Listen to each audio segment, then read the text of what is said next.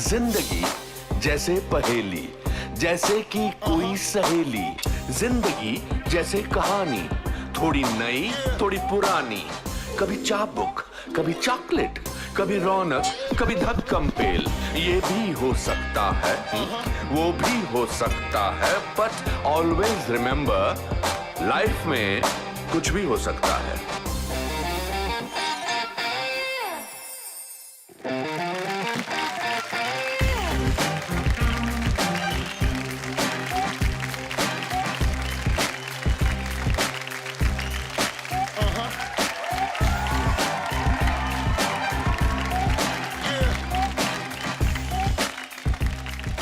दोस्तों, एक बड़ी मुस्कान और दिल में ढेर सारी खुशी के साथ मैं आप सबका स्वागत करता हूं मेरे इस नए शो में, जिसका नाम है द अनुपम खेर शो। कुछ भी हो सकता है। 14 साल बाद टीवी पर वापसी करने की खुशी में बयान नहीं कर सकता। बस इतना कहूंगा कि बहुत मजा आने वाला है। वैसे आप सोच रहे होंगे कि इस शो के नाम के पीछे कुछ भी हो सकता है क्यों है। वो इसलिए क्योंकि ये शो आशाओं का प्रतीक है, करुणा की परिभाषा है और अच्छाई व सच्चाई की विचारधारा पर आधारित है। यहां आने वाली हर दिग्गज हस्ती दरअसल मेरे गेस्ट नहीं, मेरे दोस्त हैं। वो दोस्त हैं जिनके साथ मैंने अपने करियर के 30 साल गुजारे हैं। उनसे जो बातें होंगी वो गॉसिप नहीं, स्क्रिप्टेड या सुपरफिशियल नहीं होंगी। यहां कही गई हर एक बात उनके दिल से निकलेगी और आपके दिलों को छुएगी। तो दिल थाम के बैठिए, क्योंकि लाइफ में कुछ भी हो सकता है। जी हां, लाइफ में कुछ भी हो सकता है। जरा सोचिए, अगर धोती पहन एक साधारण वकील महात्मा गांधी अहिंसा के मार्ग पर चलकर हमें आजादी दिला सकते हैं, तो कुछ भी हो सकता है। रोज 10 किलोमीटर पैदल चलकर शिक्षा पाने वाला एक गरीब लड़का लाल बहादुर शास्त्री अगर देश के प्रधानमंत्री बन सकते हैं, तो कुछ भी हो सकता है। और अगर एक छोटे से शहर के मामूली क्लर्क का बेटा अनुपम खेर सिनेमा जगत में एक नाम बना सकता है, तो वाकई ही कुछ भी हो सकता है।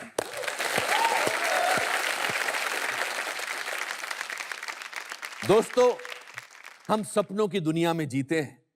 हर कोई आशा करता है कि उसका जीवन सफल हो और वो उन ऊंचाइयों को छुए जिसकी वो कल्पना करता है। और मैं कुछ अलग नहीं हूं।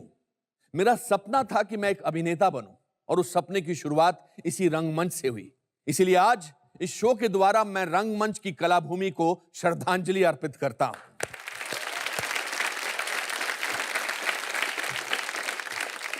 सपने पूरे होते हैं दोस्तों, लेकिन मेरा मानना है कि अपने सपनों को सच करने का सबसे अच्छा तरीका है कि आप जाग जाओ। कहते हैं dreams are just a reflection of your desires.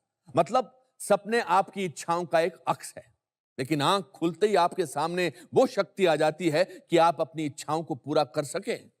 और ये शक्ति ऊपर वाले ने सबको बराबर दी है। फर्क सिर्फ इतना है कि मुट्ठी भर लोग ही इस बात को समझ पाते हैं और बाकी निराशाजनक जिंदगी बिताते हैं। पर ऐसा क्यों है? क्योंकि लोगों का लाइफ में नजरिया बहुत निराशावादी यानी पेसिमिस्टिक हो गया है। धीरे धीरे हमें अच्छाइयां दिखने बंद हो जाती हैं। हम हर चीज में बुराई ढूंढते हैं। एक खूबसूरत सफेद दीवार पर अगर कोने में काला दाग हो तो हमें वो दाग दिखेगा, सफेद रंग नहीं। याद रखिए कि एक निराशावादी व्यक्ति को हर अवसर में कठिनाई दिखाई देती है, लेकिन एक आशावादी व्यक्ति को हर कठिनाई में अवसर दिखाई देता है। और फिर है ना हमारी फिलॉसफी, लाइफ में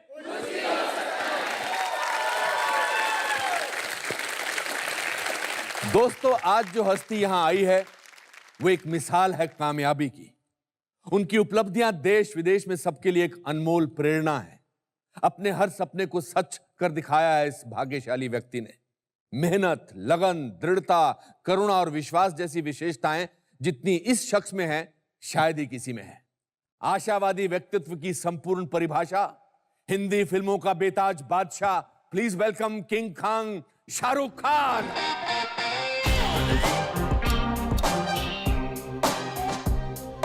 जिंदगी जैसे पहेली, जैसे कि कोई सहेली। जिंदगी जैसे कहानी, थोड़ी नई थोड़ी पुरानी। कभी चाबुक। शाहरुख, कितना अच्छा लग रहा है मुझे आपसे मिलके। मुझे भी बहुत अच्छा लग रहा है, लेकिन आपकी जब मैंने हिंदी सुनी बैक स्टेज से तो मैं डर गया। क्यों? क्यों? व्यक्तित्व, अस्तित्व एंड परिवर्तन। अरे सब संपूर्ण भाषा में आप बात कर लेते हो। संपूर्ण भाषा में, ओके। अच्छा, ऐसी कोई बात तो है नहीं जो मैं आपके बारे में जानता नहीं? नहीं, बहुत सारी बातें हैं शायद। मेरे पास भी 2-4 बातें ऐसी हैं जो मैं बताना नहीं चाहूंगा, जो आपके बारे में मैं जानता हूं, तो be careful what you ask. हम लोगों ने बहुत, एक्चुअली मेरे सबसे ज़्यादा को एक्टर रहे हैं, वो अनुपम ही रहे हैं। एक्चुअली मैं काउंट कर रहा था। और कभी भी विलन का रोल आपने मेरे साथ नहीं किया। नहीं, मैं आपके साथ, मेरे विलन के जज्बात जागते ही नहीं जागते ही नहीं। तो वे मेरे हमेशा बाप रहे हैं। और मैं आज सोच रहा था कि ऐसा क्यों है कि जो फिल्मों में सबसे ज्यादा मेरे बाप का रोल प्ले किया है वो इंडिया के सबसे बड़े विलन थे। तो ऐसा क्या सोच के लोगों ने बार बार मेरे को आपको मेरा बाप बनाया है? बिकॉज आप मेरे अंदर प्यार की भावना जगाते हैं और मैं आपके अंदर आदर की भावना जगाता हूँ। ओहो, thank you very much daddy. Cool cool cool. Absolutely, मेरा बेटा फूल फूल फूल। ये कम आपका लोग। असली नाम आपकी नानी ने अब्दुल रहमान रखा है। हाँ, मतलब कहीं रजिस्टर नहीं हुआ, लेकिन वो चाहती थी कि मेरा नाम अब्दुल रहमान रहे। और तो मुझे अजीब सा लगा। अभी आप सोचो, Baazigar starring Abdul Rahman in and as, वो जमता नहीं कुछ। Shahrukh Khan in and as Baazigar better sound करता है। अच्छा, बिल्कुल बिल्कुल। शाहरुख खान किसने रखा था फिर आपका नाम? चेंज कैसे हुआ? मेरे फादर ने रखा, मेरे पिताजी ने। उन्होंने मेरी बहन का नाम लाला रुख, जो बहुत बड़ी पोयम पे बेस्ड है। एब्सोल्युटली। और उनके पास एक घोड़ी थी, उसका नाम भी लाला रुख था। वो घोड़े कलेक्ट करते थे तब। तो उन्हें ऐसा लगा उनका नाम लाला रुख होना चाहिए और मेरा Shahrukh, which means Prince like face. तो मैं मजाक से बोलता हूँ प्रिंस चार्ल्स लाइक फेस, क्योंकि नाक मेरी बड़ी है। नहीं, आपका चेहरा तो राजकुमार जैसा है, बिल्कुल। बट मेरी नानी ने अब्दुल रहमान रखा था। और जब मैं थोड़ा सा बड़ा हुआ तो मेरी जो कजन्स हैं वो छेड़ते भी थे, गाना गाते थे कि जब तेरी शादी होगी तो हम ये गाना गाएंगे, अब्दुल रहमान की मैं अब्दुल रहमनिया। कोई पुराना गाना था। So I am glad. But having said that, जितने भी लोगों का नाम अब्दुल रहमान है, बहुत अच्छा नाम है। और वो अपना नाम शाहरुख खान रख ले, नहीं, तो अब्दुल उनकी रहमान ही लाइफ रहने में दीजिए। कुछ भी हो सकता है। नहीं, ऐसा नहीं है। शाहरुख खान एक ही रहने दो तो बेहतर है यार। एक ही है। हाँ, ऐसे रखते हैं, एक ही रखते हैं। अनुपम खेर भी एक ही है। बस there is no other one called Anupam Kher and Shahrukh Khan, बस। एब्सोल्युटली। अच्छा, मुझे ये बताओ कि आप आर्मी ज्वाइन करना चाहते थे, और ये तो हर छोटे बच्चे का ख्याल होता है कि मैं आर्मी ज्वाइन करूं, ऐसा था या जज्बा था पूरा? नहीं, मुझे बहुत दिल था। और एक्चुअली मैं एक आर्मी स्कूल के अंदर मैंने एडमिशन भी ले लिया था। और मुझे स्पोर्ट्स का बहुत शौक था, specially hockey, field hockey, football, cricket, athletics. तो ऐसा लगता था कि जो आर्मी ऑफिसर्स हैं वहाँ पे अपॉर्चुनिटी ज़्यादा मिलती है, आर्मी स्कूल्स में अपॉर्चुनिटी ज़्यादा मिलती है खेलने की। तो मैंने उसमें एक माउंट आबू में था स्कूल और एक कोलकाता के पास। तो आई थिंक मैंने एडमिशन भी लिया था, लेकिन फिर वो ऐसा उन्होंने बोला कि बाल काटने पड़ेंगे बहुत। तो मैं छोटे बालों से बहुत, आपको ये तकलीफ नहीं है मुझे। आपका मतलब क्या है? नहीं, आपका मतलब क्या? आपने अपनी चॉइस, बालों का रीजन दिया आर्मी ना ज्वाइन करने के लिए? नहीं, ऐसा नहीं बोलूंगा, लोग उसको कंट्रोवर्सी बना देंगे। कोई कंट्रोवर्सी नहीं है, ये तो दिल का शो है। आई थिंक माय मदर, उन्होंने भेज दिया। उसके बाद उनको ऐसा लगा कि मैं एक ही पहला ही लड़का हूँ पूरी फैमिली में इंडिया में। बाकी सब लड़कियां थी। सो दे जस्ट फेल्ट कि पहला लड़का है, आर्मी में चला जाएगा। I think all the aunties, I have been brought up by women. मुझे सब नानी, माँ, मासियाँ, बहन, तो मैं सिर्फ लड़कियों में ही पला बड़ा हूँ। सो आई थिंक उन सबका दिल ऐसा हो गया कि अरे आर्मी में चला जाएगा। उनको ऐसा फीलिंग आता है ना, ऐसा ड्रामेटिक हो गया कि वॉर फ्रंट पे चला जाएगा और लड़ाई कर रहा होगा। सो आई थिंक कुछ 1-1.5 महीने बाद मेरी माँ ने डिसाइड किया कि नहीं, तुम आर्मी मत ज्वाइन करो, आर्मी स्कूल मत ज्वाइन करो। मैं आर्मी नहीं कर रहा था, आर्मी स्कूल ज्वाइन कर रहा था। और यहीं दिल्ली में रहा हमारे पास। और मेरी टिल द एज ऑफ 5 साल की उम्र तक या 6 साल की उम्र तक, क्योंकि हमारी माँ की फैमिली में कोई लड़का नहीं था, तो मुझे मेरी नानी ने अडॉप्ट कर लिया था। तभी नाम अब्दुल रहमान रखा था। तो मेरी माँ को तब ऐसा बड़ा दिल था, उन्होंने कहा हाँ हम और कर लेंगे, ये रख लो। बट आई थिंक 5-6 साल में बैंगलोर में रहा, बैंगलोर में। और फिर आई थिंक मेरी माँ का दिल चेंज हो गया, उन्होंने कहा वापस करो मेरा लड़का, दूसरा वाला हो नहीं रहा हमसे। तो आई थिंक वापस ले आए मुझको। एंड बट मेरे साथ सबका बहुत लगाव है, जितनी भी औरतें हैं हमारी फैमिली में, बहुत औरतें हैं माशाल्लाह, तो वो सबका बहुत लगाव है। एंड आई थिंक उन सबका दिल ऐसा आ गया कि नहीं आर्मी मत करो, इसको पढ़ लिख के इंजीनियर बनाओ। तो उनकी तमन्ना पूरी होगी, मैं इंजीनियर बन गया। क्या बन गए? इंजीनियर बन गया मैं। इंजीनियर बन गए आप। आपके वालिद साहब क्या चाहते थे कि आप क्या बने? उन्होंने कभी ऐसा बोला नहीं, क्योंकि मैं 15 साल की उम्र का था जब उनकी फौत हो गई। तो ऐसा कभी हमको मौका नहीं मिला कि वो बताएं क्या बनूं। लेकिन 1-2 बातें बोलते थे जो मैं अभी तक याद रखता हूं कि यार जिस चीज़ में दिली खुशी हो वो बनना। और एक बात और बोलते थे कि मैं उनको बहुत बहुत करीब था, मैं उनके, मेरे दोस्त जैसे थे। तो हमेशा बोलते थे यार काम करना, और ना करो तो वो भी ठीक है, क्योंकि जो कुछ नहीं करते वो कमाल करते हैं। तो अगर ना दिल जाए तो मत करना। वो बड़े पोएटिक से थे। उन्होंने कभी मुझे नहीं कहा कि कुछ बनना, एक्सेप्ट वो कहते थे हॉकी ज़रूर खेलना, हमारा नेशनल स्पोर्ट है। वो खुद खेलते थे, तो I learn a bit of hockey. ऐसा नहीं कि मैं बहुत अच्छा हो गया, लेकिन सिर्फ उनको ये था कि स्पोर्ट्स ज़रूर करना, और उसके बाद जो दिल में आए वो करते क्या बनना। थे? कमाल करते थे। How wonderful. नहीं, वो पहले वो लॉयर थे, लेकिन उन्होंने प्रैक्टिस नहीं किया, उनको लगा वो ठीक नहीं है। इंडिया के शायद, जहाँ तक मुझको मेरी मालूमात है, यंगेस्ट फ्रीडम फाइटर हैं। ताम्रपत्र मिला हुआ है उन्हें, और 14 या 15 साल की उम्र में जेल में भी गए थे फ्रीडम स्ट्रगल में। आई थिंक मौलाना अब्दुल कलाम आज़ाद के अगेंस्ट इलेक्शन भी लड़ा था, हार भी गए थे। और उसके बाद वो बहुत बड़ा उन्होंने एक बिजनेस किया, कारोबार किया फर्नीचर का, वो फेल हो गया। फिर ट्रांसपोर्टेशन का, वो फेल हो गया। फिर उसके बाद रेस्टोरेंट का, वो फेल हो गया। फिर आखिर में फ्रीडम फाइटर्स को एक छोटी सी कियोस्क दी जाती थी विलिंगडन हॉस्पिटल के पीछे दिल्ली में, छोटा सा। कहाँ पे? तो विलिंगडन हॉस्पिटल दिल्ली में। हाँ। तो वो छोटे से कियोस्क में चाय बनाकर बेचते थे, और वो MA LLB थे, बहुत पढ़े लिखे थे, और मैं जो कुछ भी हूँ उनसे ही सीखा हूँ। और उन्होंने ना पॉलिटिक्स ज्वाइन की, ना कोई फ़ायदा उठाया अपने फ्रीडम फाइटर होने का, बहुत ऑनेस्ट थे।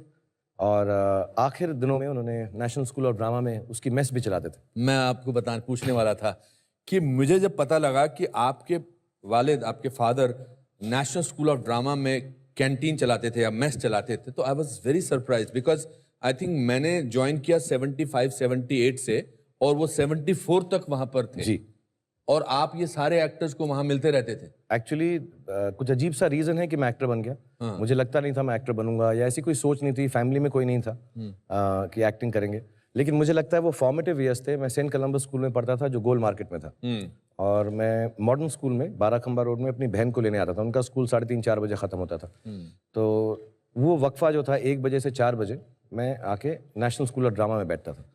तो मैं एक्चुअली जिन जिन लोगों के साथ पला बड़ा हुआ हूँ, वो इस देश के सबसे महान एक्टर्स में से हैं। रोहिणी हट्टंगडी जी, राजेश विवेक साहब, सुरेखा सीकरी जी, राज बब्बर साहब, अजीत वच्छानी जी, रघुवीर Yadav. My God, these are all names of my seniors. या और मैं इन सबके साथ मुझे बहुत प्यार करते थे। मैं अभी अजीब लगता है कहते हुए, बट राज बब्बर साहब को बब्बर अंकल कहता था। हाँ। तो उन सबके साथ मैं बड़ा हुआ, और अलकाजी साहब उस वक्त डायरेक्टर थे, हमारे गुरु। जी। सूरज का 7वां घोड़ा, उनकी गोद में बैठ के मैं देखता था, और वो मुझे बताते रहते थे कि तो आप एक्टर कैसे नहीं बनते? आप क्या बोलते हैं कि मैं ऐसे ये इंजीनियर बनना चाहता था, मैं आर्मी में जाना चाहता था? लेकिन वही पुराना किला में जाके हम बैठ के देखते रहते थे। अलकाजी साहब साथ में बिठाते थे और कहते थे देखो, और उसमें अंडर स्टडीज होती थी, कभी अजीत वच्छानी साहब, कभी बब्बर डबल साहब, कास्टिंग, हाँ। डबल कास्टिंग होती थी।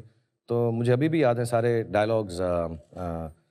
रजिया सुल्तान के एक सुल्ताना का एक डायलॉग था, क्या ये दुरुस्त है कि मैं गुलाम हूँ मिट्टी सा सिया, जिसे कदमों के नीचे रौंद दिया गया हो, लेकिन हमें ये एक सा रुतबा देता है। खुदा की नज़र में हम एक हैं, खुदा हमें खून और रंग से नहीं अमल से परखता है। वाह। So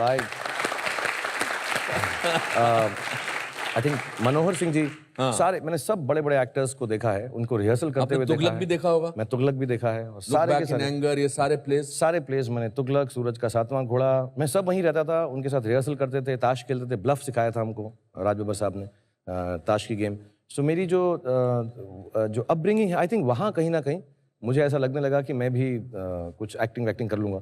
ऐसा दिल में तो नहीं आया था, लेकिन आई थिंक वो एटमॉस्फेयर इतना खूबसूरत लगता था वो था, atmosphere। मुझे बहुत अच्छा लगता। आपने क्यों एक जगह बोला कि my father is the most successful failure?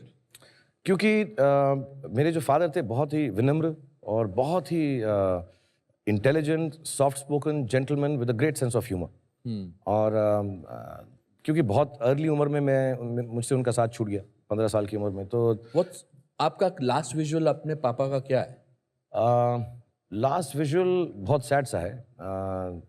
I remember उन्हें कैंसर था, तो वो ठीक हो गए ऐसा कहा गया, तो हम उन्हें घर पे लेकर आए। तो उन्होंने वनीला आइसक्रीम मांगी थी, and that was the first time he ate after 8 months of suffering from cancer, ये थ्रोट कैंसर। एंड तो वनीला आइसक्रीम खाई उन्होंने, और हमें लगा कि अब तो ठीक हो गए, अब तो खाना पीने लग गए। And that was at about 11 or 12 in the night, and 4 o'clock What in the date morning. was this? This is on 18th October या 19th October, एंड देन 18 रात थी, और फिर उसके बाद I went to sleep, and my mother, I think मुझे मालूम नहीं पड़ा, my mother woke me up and she said papa is in the hospital. वो वापस ले गए उनको. और जब तक हम पहुंचे 3-4 बज गए थे. एंड मेरा लास्ट विजुअल ये है, उनके पैर मैंने देखे और वो बहुत ठंडे थे जब मैंने उसे हाथ लगाया. And he had passed away. और that's the last visual. Then I didn't see his face. मैंने उनका चेहरा नहीं देखा क्योंकि मुझे बहुत दुख हुआ. और बट मेरी उनसे आखिरी मुलाकात यही है कि वनीला आइसक्रीम खा रहे थे. उसके बाद मैंने उनको नहीं देखा. Sorry to revive these memories, but just उसके कितने दिनों बाद आपके मम्मी का देहांत हुआ? He expired in 81. Mother expired, उनका देहांत हुआ 1991 में, 10 साल बाद. तो हम लोग उनकी ही डेथ से जूझ रहे थे अभी, क्योंकि सडनली वो चले गए. और हमारी बहन की जो थोड़ी तबीयत ख़राब हो गई, उनको सदमा पहुंचा. और अकेली औरत थी, तो फिर काम वाम पढ़ाना. और वो चाहती थी कि हम बहुत पढ़े लिखें. मेरे फादर भी ये चाहते थे, मदर भी. तो मुझे उनकी फौत के बाद मालूम पड़ा कि उन्होंने कितने लोगों से कर्जे लिए, कितनी मेहनत की. कि मैं और मेरी बहन जो है, मेरी बहन भी MLLB है, मैं खुद मास्टर्स हूँ. मैंने डिग्री नहीं ख़त्म की लेकिन मैस कम्युनिकेशन से. लेकिन उन्होंने कहा कि तुम पढ़ना ज़रूर. और मुझे अभी भी याद है, उस ज़माने में फ़ीस देने में तकलीफ़ होती थी. लेकिन वो बेचारी कहीं ना कहीं से जुगाड़ करके, मेहनत करके आई थिंक वो काम करती रहीं. तो वो 4-5 साल तो उसी सदमे में निकल गए कि फ़ादर की डेथ हो गई. और जब तक हम उससे बाहर निकलने वाले थे, हमारी जो माँ थी बिल्कुल हेल्दी थी. बट सडनली एक दिन रात को उनको ऐसा कुछ दर्द हुआ पैर में, और गए. उन्होंने कहा डायबिटीज़ है. और देखते देखते 1.5 महीने में उनकी भी डेथ हो गई. पार्किंग लॉट में प्रे कर रहे थे और आप वापस नहीं जा रहे थे अपनी मम्मी को मिलने, क्योंकि आपको लगता था कि अगर मैं प्रे करता रहूँगा तो my mother will not pass away. या बत्रा हॉस्पिटल है दिल्ली में. हाँ. और उसके ICU में थी. उस ज़माने में ICU में अंदर नहीं जाने देते थे. अब तो सबको जाने देते हैं. तो मुझे किसी ने कहा कि तुम दुआ करते रहो, और जब तक दुआ जारी रहती है तब तक अल्लाह मियाँ जो हैं सुनते रहते हैं.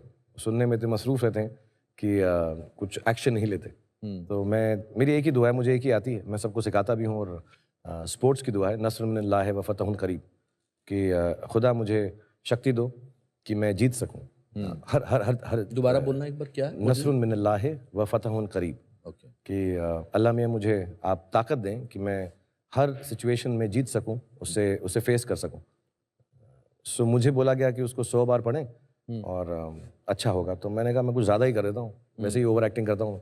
मैं कहा ज़्यादा कर देता हूँ, एक्स्ट्रा चांस क्यों लूँ. तो I kept on praying. And I remember the doctor came down and he said आप अलाउड हैं ICU में. जिसका मतलब यही था, तभी अलाउ करते हैं जब आई थिंक लास्ट घड़ी आ जाती. और तो I didn't want to go. मैंने कहा मैं नहीं जाऊंगा, दुआ करता रहूंगा तो शायद वो ठीक हो जाएंगी. लेकिन फिर मैं चला गया, क्योंकि माय सिस्टर एवरीवन सेड कि जाना ज़रूरी है. मैं चला गया. और मेरा एक यकीन है कि इंसान तब दुनिया छोड़ता है जब वो सेटिस्फाइड होता है.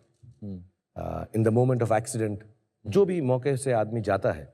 क्योंकि अगर ऐसा ना हो तो माँ बाप अपने बच्चों को छोड़कर नहीं जाएंगे. क्योंकि मुझसे आज अगर कोई बोले कि अपने बच्चों को छोड़ के जाओ, तो मैं नहीं यार, ऐसा हो ही नहीं सकता. अनलेस मैं बिल्कुल सेटिस्फाइड हूँ कि वो ठीक हो जाएंगे, सब उनका ध्यान रखा जाएगा. तो मुझे ऐसा लगता है, मेरी एक थ्योरी है कि इंसान इस दुनिया को तभी छोड़ता है जब वो एकदम सेटिस्फाइड हो, खुश हो. ये हाँ अभी ठीक है, मैं जा सकता हूँ, बाकी सब संभल जाएगा. सो जब मेरी मदर ICU में थी तो मैं उनके पास बैठ गया और मैंने एक बड़ी गलत बात की कि मैं उनको दुख पहुँचाता रहा. दुख पहुँचाते थे? मैं कहता रहा उनको. मैंने कहा अगर मैं इनको सेटिस्फाई नहीं होने दूंगा तो शायद ये जाएंगी नहीं. तो मैं उनके पास बैठ के ऐसी बातें करता रहा कि देखो अगर आप चले जाएंगी तो मैं अपनी बहन का ख्याल नहीं रखूँगा, मैं पढ़ूंगा नहीं, मैं काम नहीं करूँगा. ऐसी स्टूपिड बातें करता रहा. तो मैं ऐसी छोटी छोटी बातें करता रहा उनको कि उनको तकलीफ पहुँचे कि यार अभी मैं सेटिस्फाइड नहीं हो सकती, मैं जाऊँगी नहीं, तो मैं जाऊँगी नहीं. और वो मॉनिटर होता है, वो पू पू पू पू पू पू करता रहता है ऐसा करके. And I think they don't declare you dead till your heart stops and your brain stops. तो वो कभी कभी ऐसा 250 पे जाता था, फिर 5 पे आ जाता था, 250 पे जाता था. जब 250 पे जाता लगता कि यार डिससेटिस्फाई हो गई. बट आई थिंक ये सब बिलीफ होते हैं बचपने के. उनको जाना ही था और शायद वो सेटिस्फाइड थी कि मैं अपनी बहन का भी ख्याल रखूँगा, ज़िंदगी में ठीक ठाक कर लूँगा. तो God knows better and mother knows the best. आप इसीलिए मैंने सुना है कि आप बहुत आयरन पजामा पहनते हैं जिसको बहुत प्रेस किया हो, क्योंकि आपका ख्याल ये है कि अगर सपना आए तो जिसका भी अच्छा सपना है तो उससे अच्छे कपड़ों में मिले आप। नहीं, आयन पिजामा नहीं पहनता, पिजामा डेथ बिफोर पिजामा। हाँ जी, पजामा नहीं कभी नहीं पिजामा पहनते? कभी नहीं क्या पहनता। पहन के सोते हैं आप? मैं शॉर्ट्स पहनता हूँ या ट्रैक पैंट्स पहनता हूँ, पिजामा मतलब डेथ बिफोर पिजामा तो कभी ना पहनूं। कभी ना पहने के? मैंने पजामा पहनना बहुत पहले छोड़ दिया था। हाँ, उन्हें पिजामे में आदमी मामा लगता है, मैं बिल्कुल ना पहनूं पिजामा। मैं बहुत वेल ड्रेस्ड होके सोता हूँ, अगर मेरा बस चले तो सूट वूट पहन के सो जाऊंगा। अच्छा, हाँ, मगर मैं अच्छी व्हाइट टी आप शर्ट औंधे सोते हैं या पेट के बल सोते हैं? डिपेंड करता है कि रात में कौन है साथ में।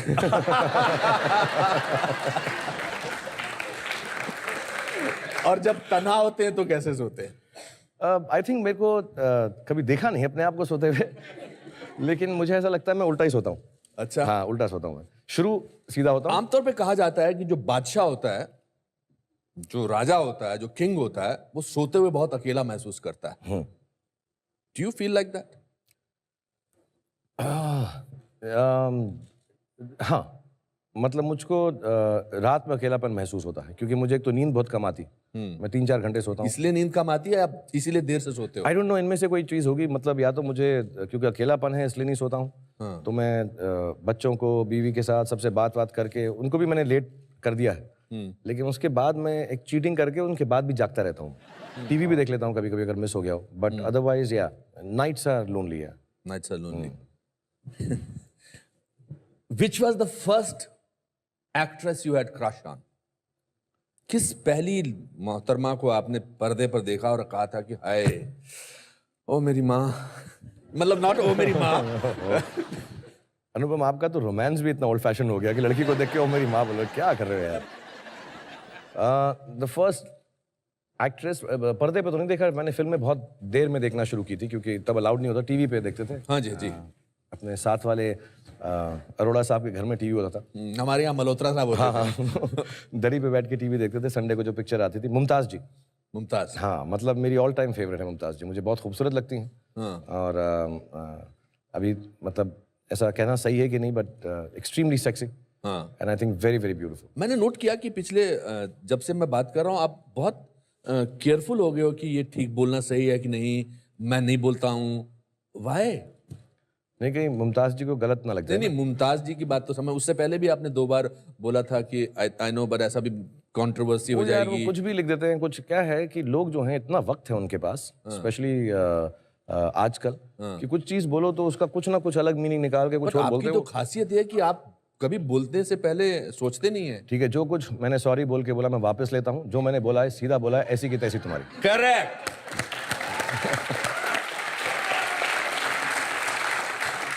एंड आपके पसंदीदा एक्टर कौन थे? मुझे बलराज साहनी साहब बहुत अच्छे लगते थे। हालांकि हालांकि बलराज साहनी साहब ने कोई गाना नहीं गाया है नाच नाच के, एक्सेप्ट वो ओ मेरी ज़ोहरा जबीं, एक्सेप्ट यश जी वाला वक्त वो का। मुझे बहुत अच्छे लगते, कुछ प्लेजेंट था उनमें। और अब मुझे और भी अच्छे लगने लगे हैं जब मैं पीछे देखता हूँ। मेरे मम्मी डैडी के फेवरेट दिलीप साहब थे, तो उनकी वजह से वो बहुत अच्छे लगते थे। और विश्वजीत जी मेरी मम्मी के फेवरेट थे, उन्हें बड़ा हैंडसम समझती थी, वो समझती थी मैं बड़ा होकर उनकी तरह बनूं। मेरी मम्मी को भी विश्वजीत अच्छा लगता है। हाँ, तो उनके गाने, वो क्या कौन सा था, अप्रैल फूल उनका था, अप्रैल फूल बनाया आपको, तो वो मुझे जबरदस्ती अच्छे लगने लग। जब वो मिला भी तो मैंने उन्हें कहा कि सर मेरी मम्मी के आप फेवरेट हैं, तो मैं उनकी फिल्में बहुत देख चुका हूँ। And Amit ji, I think वो हम बड़े हो रहे थे तो उस जमाने में उनकी फिल्में ज्यादा देखी हमने। एंड देन मुझे शशि कपूर साहब भी बहुत अच्छे लगते हैं। I thought he was fantastically pleasant.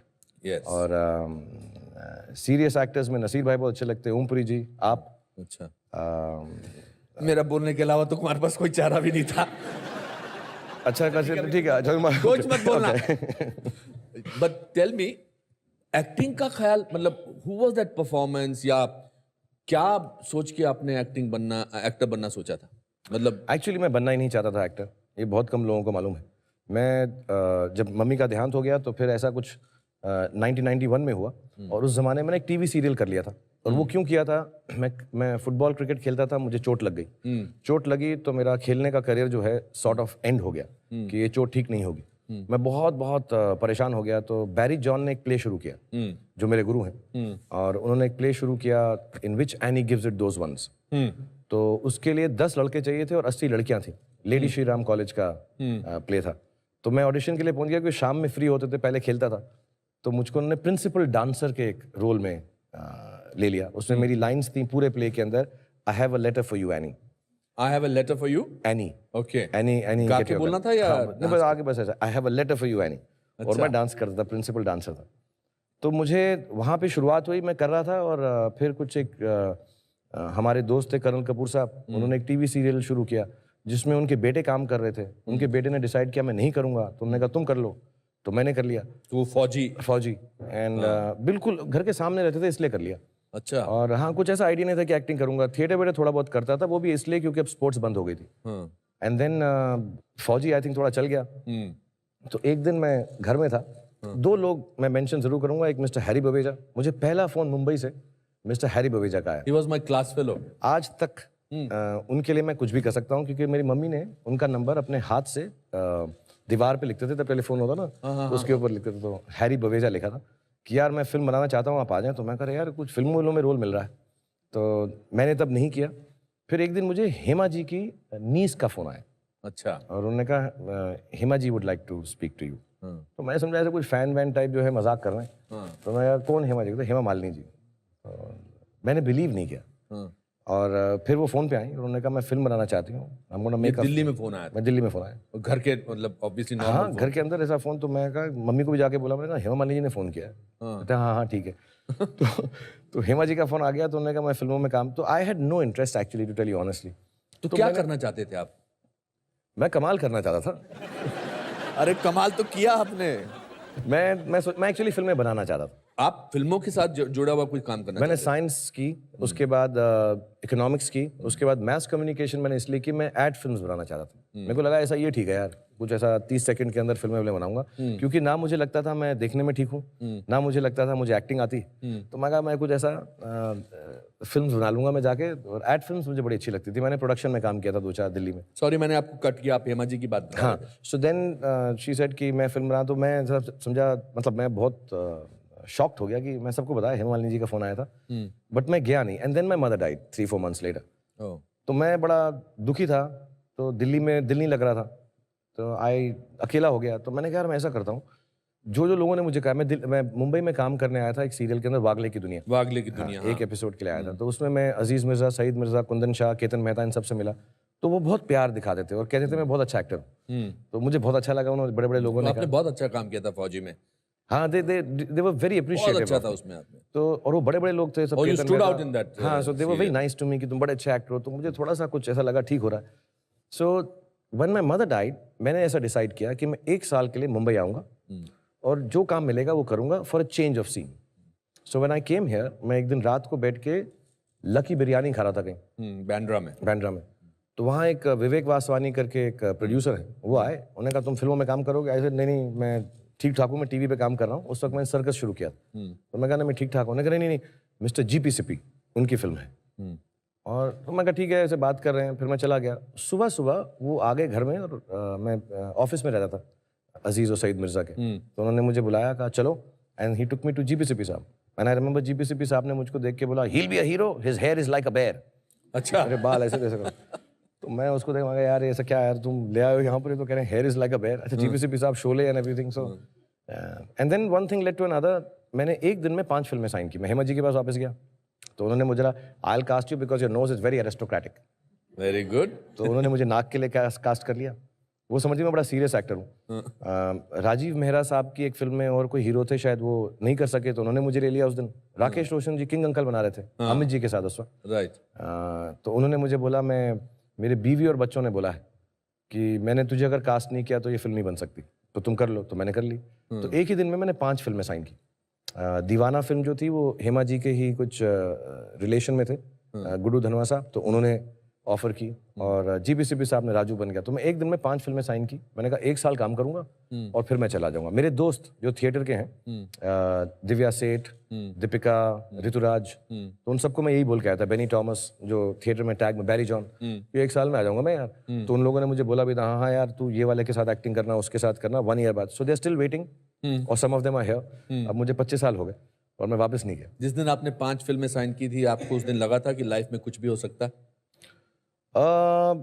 Actually जिस दिन मैं मुंबई में पहली बार आया, और जब मैं फर्स्ट टाइम यहाँ पर आया था तो मेरे पास वापस जाने के पैसे नहीं थे।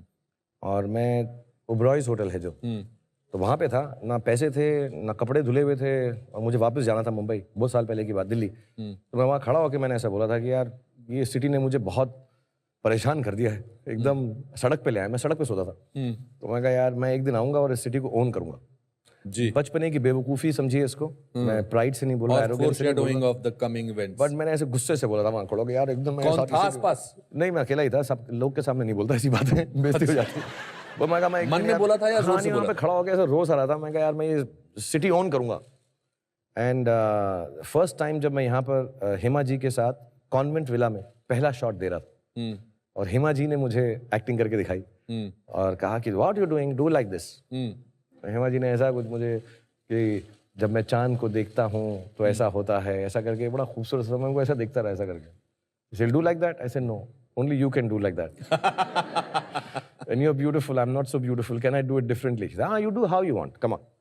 And when I was standing there, तब मुझे ऐसा लगा कि जिंदगी में कुछ भी हो सकता है, और आपको कभी ऐसा भी लगे कि कुछ नहीं होने वाला, तब भी कुछ भी हो सकता है। और इस दौरान गौरी आपकी लाइफ में आ चुकी थी?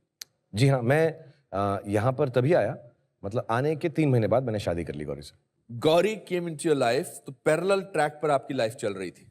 यहाँ काम नहीं मिल रहा था, मतलब जद्दोजहद चल रही थी, और यहाँ मोहब्बत चल रही थी। आई मेट गौरी जब वो 14 साल की थी और मैं 18 साल का था। आप 18 साल के थे। मैं 18 साल का था।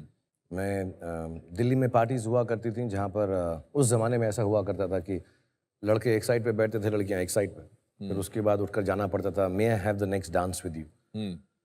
तो मुझ में आज तक और उस वक्त भी I have never been able to, आप जानते हैं मुझे सालों से, मैं कभी भी किसी लड़की से बात नहीं कर सका हूँ। मैं पर्सनल लाइफ में बहुत शाय हूँ, तो आज तक मैंने किसी लड़की से बात नहीं की ना। मुझको ऐसा लगता था मैं किसी लड़की से आके कहूँगा कि यार may I have this dance with you, कहेगी नो, तो मैं वहीं पर पिघल कर ढेर होके मतलब ऐसा वैसे बहुत कम होगा। नहीं मैं आप में से कोई मना करेगा अगर ये कहेंगे कि I want to have a dance with you? ऐसा I have never been able to ask a girl anything in my but life. You are shy. I'm very shy. इतनी हैरानी की बात है, मैं आपको इतने सालों से जानता हूँ, आप शाय हैं हाँ, मैं बहुत शाय हूँ। और आप रोमांस के बादशाह हैं। मुझे ऐसा लगता है जो शाय होते हैं वही रोमांटिक होते हैं, जो थोड़े से आउटगोइंग होते हैं वो ऐसे, मैं समझ गया। हाँ वो जमता नहीं। मतलब पता मैं नहीं किसकी अपनी तरफ एक्चुअली इशारा है। अपनी शाइनेस की भड़ास जो है रोमांटिक रोल करके निकालता हूँ, सिनेमा पे लेकर सिनेमा में निकालता हूँ। तो मैं कभी भी किसी लड़की से बात नहीं कर सका। मैं सेग्रीगेट स्कूल से हूँ, सेंट कोलंबस से, वहाँ लड़कियाँ नहीं थी। मैंने आज तक किसी लड़की से, मतलब 18 साल की उम्र तक ना किसी से बात की थी। कॉलोनी में होंगी जो लड़कियाँ, एक दो किसी को जानते होंगे, मोहल्ले में बड़े हुए होंगे जिनके साथ। पर आप कॉलोनी वगैरह में हीरो वगैरह की तरह चलते थे? बिल्कुल या नहीं था मैं, बिल्कुल नहीं था। ऐसा मुझे कुछ नहीं था? कुछ भी नहीं था। मैं मेल गड्ढा मुझे बुलाया करते थे। क्या बोलते थे? मेल गड्ढा, मेल गाड़ी में बहुत तेज भागता था। हाँ, तो उसके लिए मुझे दिल्ली में ऐसे छेड़े रखी जाती हैं, छेड़े बोलते हैं हाँ, उसको। छेड़े ओ मेले ओ ए, तो मेला मेला करके बुलाते थे मुझको। बट बाकी दूसरे जो मेरे दोस्त थे, कालू, पिन्नी, बिट्टू, गिट्ठी, ऐसे हमारे छेड़े घर के पास एक फैमिली थी, उनका नाम था, चारों बच्चों का नाम था मिड टोला पापा ते चीना। वहीं से मुझे आइडिया आया था। वो जो दिलवाले हमने दुल्हनिया कहाँ आना कोकी ओबो ओलुलु पापा, वो करके दिखाएंगे बाद में, थोड़ी देर बाद। After this. हाँ। बट या sir, I never asked a girl for a dance. हम जाते थे ऐसा वाइट शर्ट ब्लू जीन्स पहन के कुछ, एंड तो मेरे दोस्त के साथ एक बार वो डांस कर रही थी कोई लड़की, तो मेरे दोस्त को मैंने बोला यार मैं इनके साथ डांस कर सकता हूँ, तुम पूछ लो। अशोक वासन है, वो सिंगापुर में है अभी। तो मेरे 3 दोस्त हैं जो बहुत करीब हैं, विवेक, अशोक और रमन। तो अशोक ने कहा हाँ हाँ, तो उसने ऐसा बोल दिया होगा उसको कि इसके साथ डांस कर लोगी, तो उसने कहा हाँ, तो मैंने डांस कर लिया। तो उन्होंने डांस किया, मैंने उनसे नाम पूछा और वो बहुत अच्छी थी। मैंने उनसे पूछा आपका टेलीफोन नंबर देंगी, क्योंकि मुझे और चीज़ें आती नहीं थी पूछना। तो उन्होंने कहा हाँ दे दूंगी। और वो पहली लड़की थी जिनसे मैंने डांस किया या उनसे नाम पूछा या टेलीफोन नंबर पूछा। मगर यही ठीक है यार, एहू कुड़ी लेनी है, इसने नहीं बोला है, इसी को सेट कर लो। और then after 2-3 years I asked her will you marry me. और मुझे याद है मैं फिएट थी मेरे पास, एक छोटी सी टूटी फूटी सी, तो मैंने उनको गाड़ी से उतारा एक बार, पंचशील में रहती थी ऐसा, तो मैंने कहा विल यू मैरी मी और करके मैं चला गया, सुना भी नहीं मैंने येस और नो। तो उन्होंने हाँ ही कहा होगा क्योंकि कर ली शादी बाद में उन्होंने। बट या she is the first girl I knew and जब मैं एक्टर बनने गया शायद उनको अच्छा नहीं लगा क्योंकि एक्टर्स की रेपुटेशन ऐसी होती है और हमारी जो है इंटर रिलीजन मैरिज है और हिंदू पंजाबी हैं, मैं पठान मुस्लिम हूँ और एक्टर बनना चाह रहा था एंड आपको मालूम है my hair was like a bear. तो अगर आज मेरे सामने कोई सुहाना के पास लड़का आए जो मेरे जैसा है, apart from the religion part जो मैं कंसिडर नहीं करूंगा, लेकिन बाल अगर उसके ऐसे हो और एक्टर बन रहा हो और माँ बाप उसके जिंदा ना हो तो मैं भी ना कह देता, तो उन्होंने भी ना कहा। बट आई थिंक कुछ होते होते चलते बनते इधर उधर होके एक दिन उन्होंने कहा कि तुम मेरे मामा और मामी से बात कर लो, वो ठीक ठाक है। मुझे याद है उनके जो भाई थे विक्रांत, जो बहुत प्यारे हैं, पंजाबी टाइप गुंडे थे वो। उस जमाने में दिल्ली में सभी गुंडे होते हैं। सो उन्होंने मुझे बोला था भाई साले यार तू देख ले एक बात यार, तू मेरी बहन के साथ कोई हैंकी पैंकी ना करना यार। अच्छा। क्या है, मेरे जो मामा है ना उनके डोले जो है मूनलाइट में लश्कारे मारते हैं।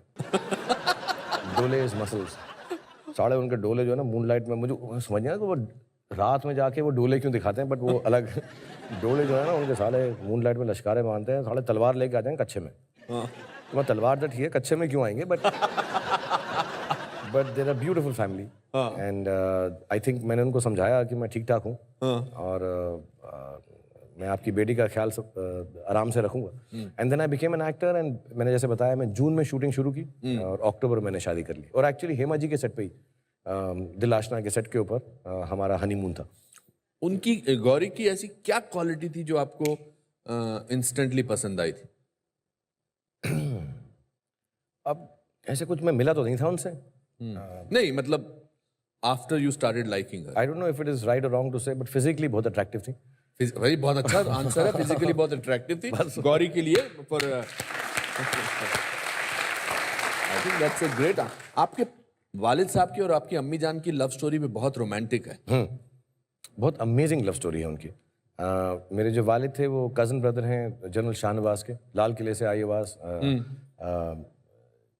मंगल ढिलो शाहनवाज जो हमारा नारा है। तो शाहनवाज साहब हमारे कज़न या रिलेटेड हैं पेशावर से। एंड मेरे फादर उनके साथ इंडिया गेट पर रात को वॉक, खाना खाने के बाद जो ना वॉकिंग करते थे उस ज़माने में, तो वॉक के लिए निकले थे। और मेरी जो मदर हैं वो अपने फादर जो चीफ इंजीनियर कर्नाटक स्टेट थे, वो ड्राइव के लिए इंडिया गेट देखने आए थे और उनकी गाड़ी का एक्सीडेंट हुआ, वो उल्टी हो गई। तो ये दोनों पठानों ने उस गाड़ी को, ड्राइवर भाग गया तो उन्होंने उस गाड़ी को सीधा किया। और जो फैमिली थी उसके अंदर मेरी मदर थी, उनकी एक बहन थी और उनके फादर थे। उनको हॉस्पिटल ले गए, फादर ठीक थे। मेरी जो आंटी हैं मासी, उनका होंठ कट गया था और मेरी जो मदर है उनकी मेमोरी लॉस हो गई थी। अच्छा। और उन्हें और उन्हें ब्लड चाहिए था एक्सीडेंट में। तो मेरे फादर का जो ब्लड था उनसे मिलता था ग्रुप, तो उन्होंने रात को पठान साहब ने कहा कि हम ही दे देंगे। एंड तो मेरे फादर हर रोज़ उनको जाके मिलते थे, खाना वाना देते थे, बात करते थे और बातें चलती थी कि यार आप यहाँ की हैं, वो हैं, फलाना है। आई थिंक उसी में उनका प्यार हो गया and he went to Bangalore. और I think my mother was to be married to someone else, engage थी वो उस वक्त। अच्छा। अभी नहीं बोलूँगा क्योंकि बहुत फेमस आदमी थे जिनके साथ वो एंगेज थी। तो माई फादर वेंट देयर और उनके जो फादर थे मेरी मदर के, उन्होंने उनको कहा कि यार आपने इतना किया। So my father said I like to marry, 4 बहनें थी वो, so I like to marry your daughter. तो उन्होंने कहा कि ठीक है यार आपने इतना एहसान किया हम पे। मेरी जो नानी थी उनका ये न्यूज़ सुन के मिस कैरेज हो गया था। अच्छा। तो उनको भी ब्लड की जरूरत थी, उनका भी ब्लड जो था मेरे फादर से मिलता था। क्या बात है। मेरे फादर का ब्लड ही कुछ ऐसा था। हाँ, मतलब मेरे बाप का खून ही कुछ ऐसा था। हाँ, the greatest blood donor in the world. So वो वहाँ पर भी चले गए, उनको भी ब्लड देकर आ गए थे बैंगलोर में।